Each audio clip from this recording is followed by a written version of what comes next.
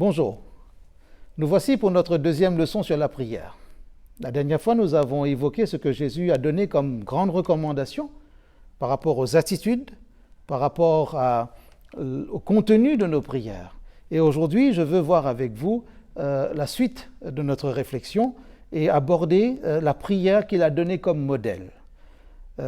Si vous avez votre Bible, prenez-la dans Matthieu. Le livre de Matthieu, c'est le premier livre du Nouveau Testament. Si vous êtes bien habitué avec la Bible, vous avez déjà certainement trouvé le chapitre 6. Et si vous découvrez depuis peu la Bible, je vous invite à chercher ce livre dans le Nouveau Testament. Et si vous avez quelqu'un à côté de vous qui peut vous aider, alors je remercie cette personne de le faire pour vous. Sinon, sur les smartphones, vous pouvez facilement trouver. C'est ça qui est bien avec la technologie. Matthieu chapitre 6. Jésus va donner, à partir du verset 9, une orientation. À qui s'adresser? Voilà le titre de notre leçon aujourd'hui. Qui doit recevoir nos prières? Jésus dit, voici donc comment vous devez prier. Notre Père qui es aux cieux, que ton nom soit sanctifié. Voilà. À qui s'adresser? Au Père céleste. Alors ce Père, souvent nous l'appelons Dieu, nous l'appelons Seigneur. Certaines personnes vont dire Seigneur éternel.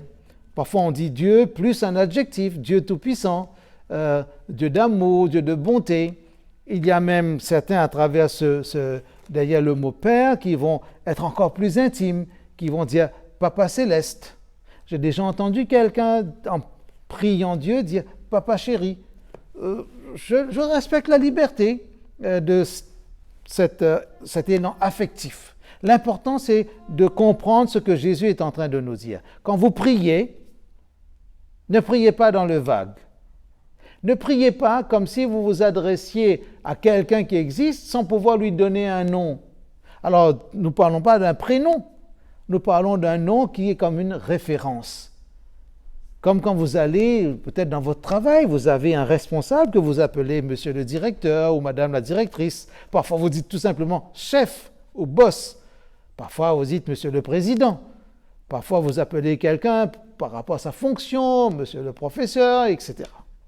Et ici, le nom que Jésus emploie, quand vous priez, dites Père. C'est intéressant. Jésus n'a pas dit Dieu, pourtant il pense à Dieu.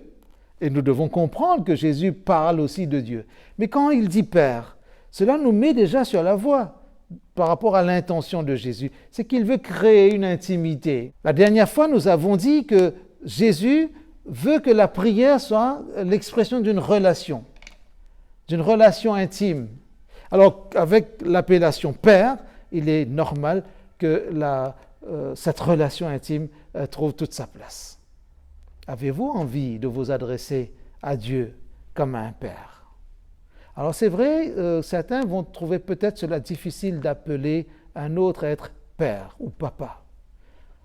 Peut-être si vous avez une relation difficile avec votre papa biologique, humain, peut-être cela pourrait paraître difficile.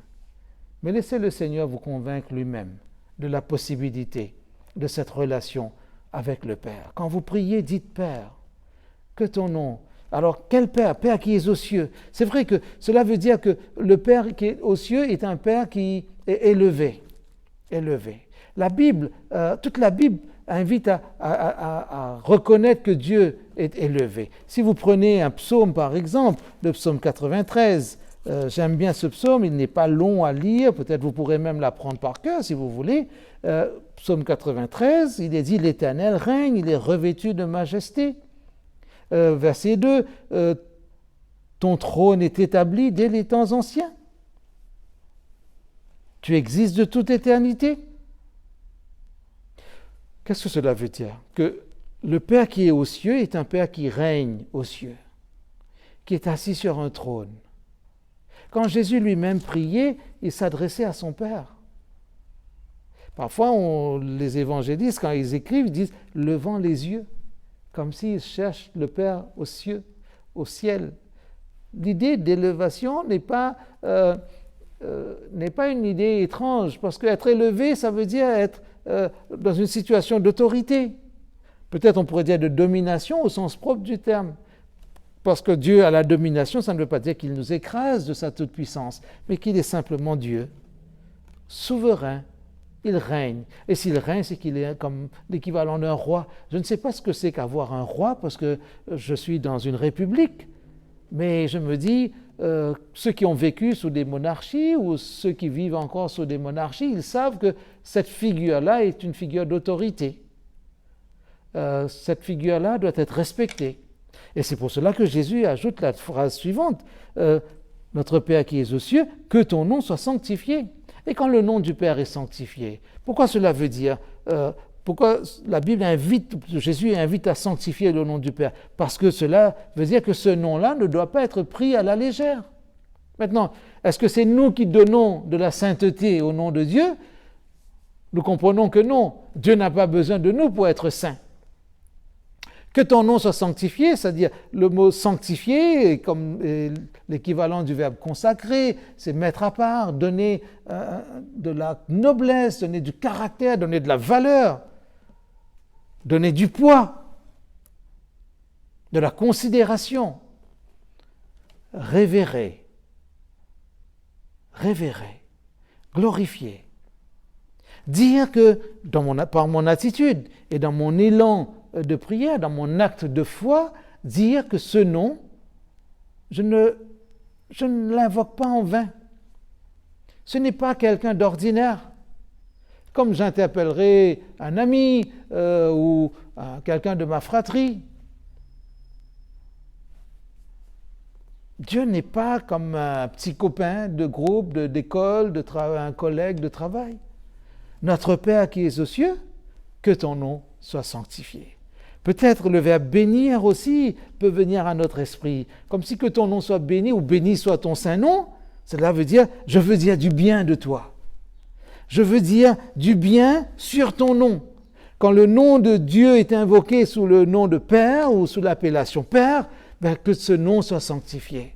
Oh, dans le sens que je suis content de savoir que lorsque je prie, c'est comme si je m'adressais à un papa. Nous avons été enfants.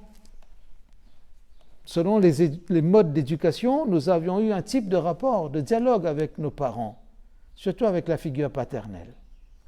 J'ai grandi dans un contexte où il fallait attendre vraiment que notre père atteigne l'âge de la retraite pour que nous puissions converser de manière très détendue avec lui. Moi qui suis le 9e d'une fratrie de 10, je voyais un petit peu le mode éducationnel des années 70 et cela faisait réfléchir avant de faire des bêtises. Mais quand notre père a eu 60 ans, 65 ans, on sentait que le dialogue était possible et on a découvert que notre papa avait beaucoup d'humour. Et jusqu'à son décès, c'était un homme avec qui nous pouvions parler de manière vraiment détendue. J'ai en mémoire sa dévotion aussi dans la prière.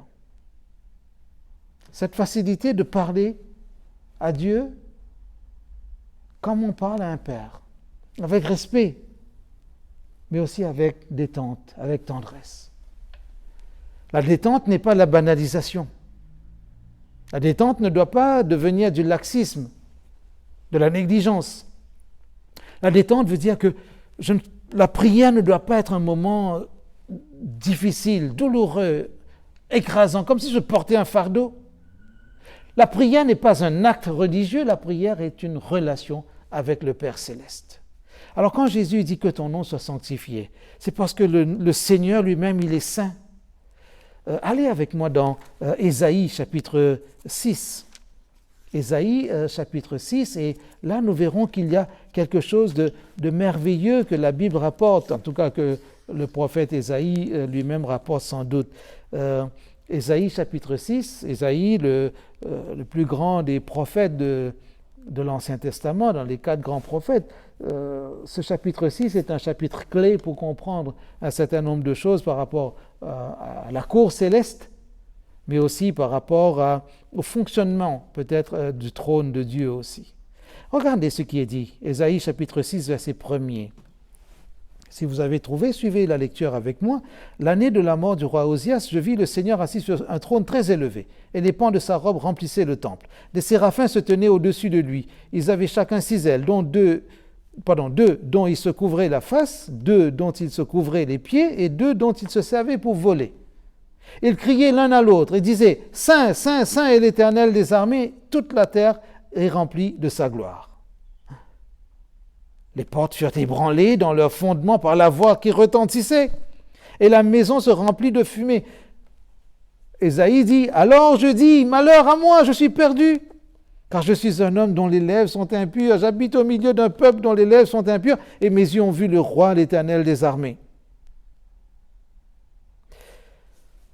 Mais l'un des séraphins vola vers moi tenant à la main une pierre ardente qu'il avait prise sur l'autel. Avec des pincettes, il en toucha ma bouche et dit « Ceci a touché tes lèvres, ton iniquité est enlevée et ton péché est expié.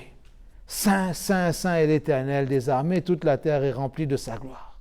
Notre Père qui es aux cieux, que ton nom soit sanctifié. » Quand nous voyons le récit que Ésaïe fait de cette rencontre, de cette révélation, nous comprenons pourquoi il faut sanctifier le nom du Seigneur. Il y a un protocole, il y a une attitude, il y a, comment on pourrait dire, une sorte de patience qu'il faut exprimer avant d'entrer dans cette relation. Une patience respectueuse, en disant « Je ne peux pas aborder Dieu n'importe comment, mais Jésus me donne une clé. Quand vous priez, dites « Notre Père ». Ça ouvre déjà la voie. Notre Père. Mais ne dites pas Notre Père et puis rien d'autre. La première chose qui doit venir à votre esprit et sur votre langue, que ton nom soit sanctifié. Béni est le nom du Seigneur. D'ailleurs, Dieu a mis en garde contre un mauvais usage de son nom. Le 3e commandement nous le dit. Quand vous allez dans Exode chapitre 20, et c'est important pour nous de l'avoir aussi en mémoire, Exode 20, dans les 10 commandements ou les 10 paroles, il est dit, en tout cas le peuple doit comprendre que ce n'est pas parce que Dieu va être appelé son Dieu, que Dieu va se faire proche de lui, va se révéler, que ce peuple peut employer le nom de Dieu n'importe quand et n'importe comment. Toutes les situations ne doivent pas devenir une occasion juste d'employer le mot de Dieu jusqu'à le banaliser. Le nom de Dieu n'est pas un passe-partout. Permettez-moi l'expression, le nom de Dieu n'est pas un gris-gris, un talisman. Ce n'est pas une médaille religieuse. Ce n'est pas comme dans certains contextes, comme de l'eau bénite ou une icône. Ce n'est pas une pièce magique. Il n'y a pas de superstition autour du nom de Dieu. C'est pour cela que le 3e commandement met en garde. Verset 7, Exode chapitre 20, j'ai dit, n'est-ce pas? Donc si vous avez trouvé, notez ou si relisez cela quand vous aurez le temps. Tu ne prendras point le nom de l'Éternel, ton Dieu, en vain, car l'Éternel ne laissera point impuni celui qui prendra son nom en vain. Littéralement, tu ne prendras pas à la légère le nom de Dieu. Le contraire, c'est honorer.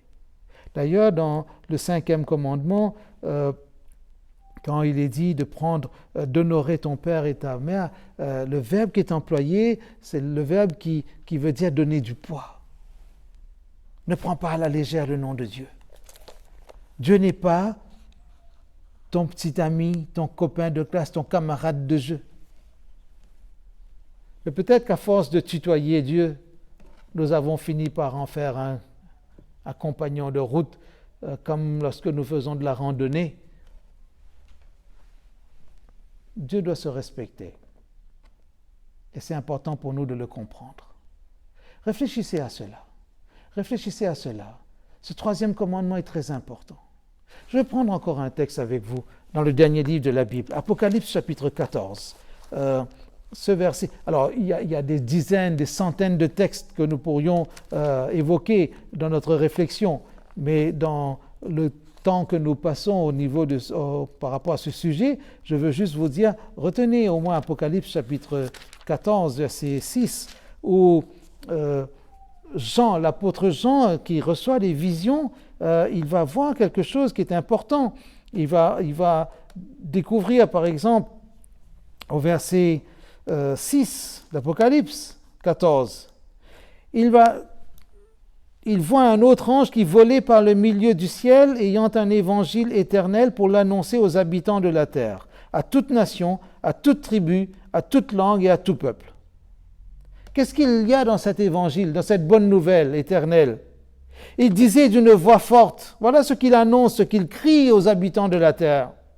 Craignez Dieu et donnez-lui gloire, car l'heure de son jugement est venue, et adorez celui qui a fait le ciel et la terre, la mer, les sources d'eau.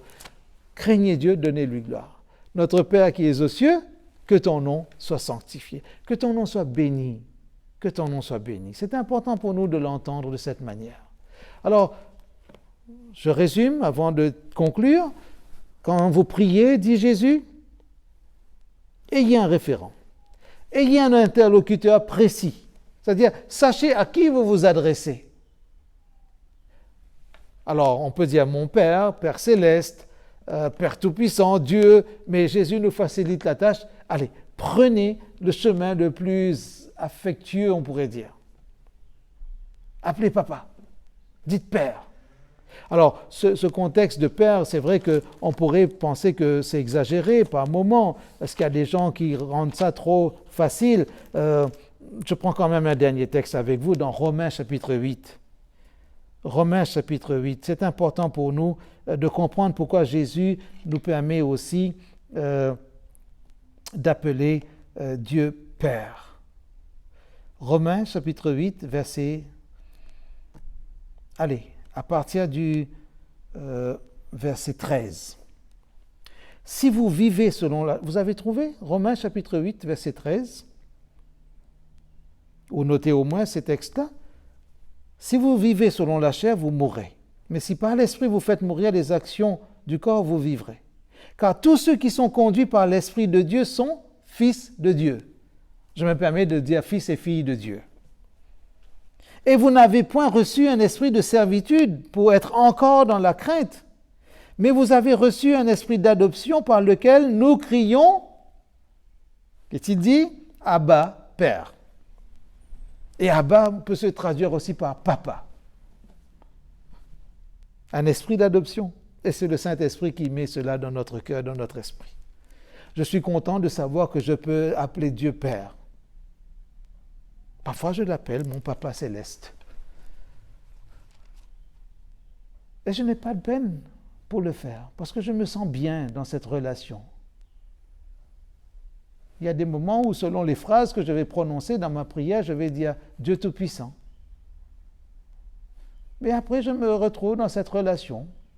Je suis aussi parent, et quand j'entends mes enfants dire « Papa », d'une certaine manière, je me dis « Mais voilà, c'est comme cela qu'il faut s'adresser au Père Céleste. » Mes enfants, indirectement m'apprennent à m'adresser à ce Papa Céleste. Parfois, nous ne sommes pas d'accord sur tout, mais nous sommes sur la même longueur d'onde, dans le sens, nous allons dans la même direction. Je sais où ce Père Céleste me mène, et je le remercie parce que le Saint-Esprit me dit, verset 16, « L'Esprit lui-même rend témoignage à notre esprit que nous sommes enfants de Dieu. » Alors, si vous êtes enfants de Dieu, si vous avez décidé d'accepter, de signer, de contresigner cet acte d'adoption, parce que Dieu, par Jésus, nous adopte, mais est-ce que vous voulez être adopté? Si c'est oui, décidez aujourd'hui que vous pouvez appeler Dieu Père lorsque vous priez. Alors, maintenant que nous avons fait ce pas, je veux terminer vraiment en priant avec vous. Vous êtes d'accord? C'est notre deuxième leçon sur la prière. Nous en aurons d'autres jusqu'à 7 pour compléter cette série. Prions ensemble. Notre Père qui es aux cieux, que ton nom soit sanctifié. Nous te remercions parce que par ton Fils unique, tu nous as donné des instructions pour savoir comment te parler. Nous ne voulons pas multiplier les paroles. Nous ne voulons pas prononcer des prières hypocrites, comme Jésus nous l'a dit de manière préventive. Nous voulons aujourd'hui, en cet instant, te dire en toute simplicité que ton nom soit sanctifié. Alors que ton nom soit béni, parce que tu es le Père Céleste qui fait de nous tes enfants. Alors nous te disons merci au nom de ce Jésus Sauveur et Seigneur qui est venu nous dire combien tu nous aimes. Merci pour cela en Christ Jésus, notre Seigneur et Sauveur. Amen. Je vous donne rendez-vous pour la suite de notre réflexion. Que Dieu vous bénisse.